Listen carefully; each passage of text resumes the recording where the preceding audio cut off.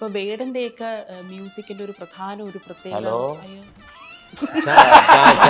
എനിക്ക് അവരോട് സംസാരിക്കണം. എന്നെ ഒന്ന് അതിൻ്റെ അകത്തേക്ക് കൊണ്ടുപോകാൻ പറ്റുമോ? So hello guys, welcome back to your new video. നമ്മൾ ഇന്ന് വന്നിരിക്കുന്നത് MG ശ്രീകുമാറിന്റെ തരംഗത്തിന് ശേഷം ഇപ്പോൾ നിലവിലേറി നിൽക്കുന്നത് ജാസി ഗിഫ്റ്റ് ആണ്. തൊട്ടതിനും പിടിച്ചതിനും ഒക്കെയുള്ള ഇന്റർവ്യൂവിനെല്ലാം ഇപ്പോൾ ഒഴിച്ചുകൂടാൻ പറ്റാത്ത ഒരു പേരാണ് വേടൻ. സംഭവം നിങ്ങളൊക്കെ കണ്ടതായിരിക്കും. വേടനെ കുറിച്ച് ആ ഇന്റർവ്യൂ എന്ന ചേച്ചി ഒരു ചോദ്യം ചോദിക്കുകയാണ് നമ്മുടെ ജാസി ഗിഫ്റ്റ് ചേട്ടൻ്റെ അടുത്ത്. അപ്പോൾ അവിടെ നടക്കുന്ന കാര്യങ്ങളെല്ലാം നിങ്ങൾ കണ്ടു കാണും. അപ്പം നമുക്ക് ആ വാർത്ത ഒന്ന് കാണാം. ഓക്കെ, നമുക്കപ്പം ആ വീഡിയോ ഒന്ന് പ്ലേ ചെയ്യാം.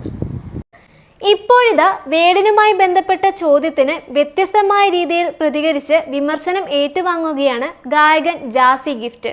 പുതിയ സിനിമയുടെ പ്രമോഷന്റെ ഭാഗമായി നൽകിയ അഭിമുഖത്തിൽ വേടന്റെ സംഗീത ജീവിതവുമായി ബന്ധപ്പെട്ട ചോദ്യം വന്നപ്പോൾ ചോദ്യം പോലും പൂർണ്ണമായി കേൾക്കുവാൻ നിൽക്കാതെ അതിനുള്ള ഒന്നാമത്തെ ഒരു കാര്യമാണ് ഞാൻ ഇപ്പോൾ പറയുന്നത്.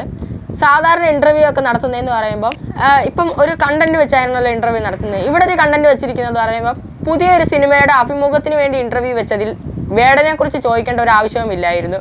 അപ്പോൾ ഇൻ്റർവ്യൂക്കാരി ചേച്ചിയാണ് ഒന്നാമത്തെ കുറ്റക്കാരി. ഇതിൽ എന്തെങ്കിലുമൊക്കെ ഒരു ചോദ്യം ചോദിക്കുമ്പോൾ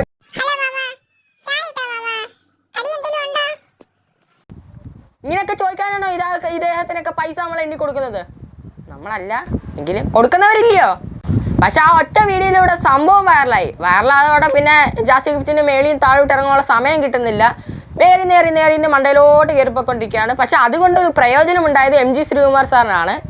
ഇപ്പോൾ അദ്ദേഹം ഇച്ചിരി നേരമായിട്ട് താഴെ തന്നെയാണ് നിൽക്കുന്നത്. കുറച്ച് കഴിയുമ്പോൾ കയറുമെന്നൊന്നും നമുക്ക് അറിഞ്ഞുകൂടാ.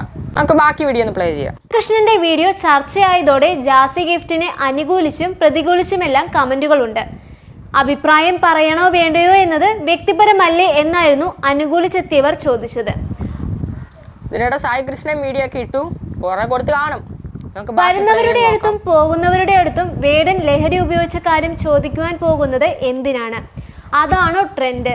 ജാസിക്ക് അസൂയാണെന്ന് കമന്റ് അടിക്കുന്നവരോട് പെൻഡ്രൈവ് കുത്തി പാടുന്ന പാട്ടുകാരനല്ല പോയിന്റ് ഇല്ലേ. ആ കേസ് കഴിഞ്ഞ് അയാൾ പുറത്തും വിട്ട് പിന്നെയും ഇന്റർവ്യൂവിന് ഇത് ചോദിക്കേണ്ട ആവശ്യമൊന്നുമില്ല. ബാക്കി പ്ലേ ചെയ്യാം.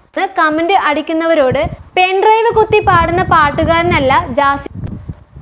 പെൺഡ്രൈവ് കുത്തി വേടം പാടുന്നത് വേറെ ആരുടെങ്കിലും ദാസേട്ടൻ്റെ MG ശ്രീകുമാർ സാറിൻ്റെ ആ പാട്ടൊന്നും അല്ല. സ്വന്തമായിട്ട് പാടി അധ്വാനിച്ച് ലൈനുകൾ എഴുതി സ്വന്തമായിട്ട് പാടുന്ന പാട്ടാണ്. അല്ലാതെ ജാസി ഗിഫ്റ്റിന്റെ പാട്ടിന്റെ കുത്തിയിട്ടല്ല വേടം പാടുന്നത്.